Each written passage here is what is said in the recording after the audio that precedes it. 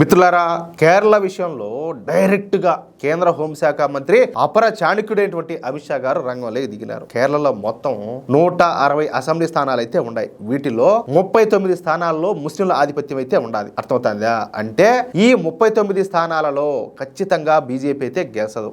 ఈ 39 స్థానాలను తీసేస్తే ఇంకా 121 స్థానాలు ఉన్నాయి.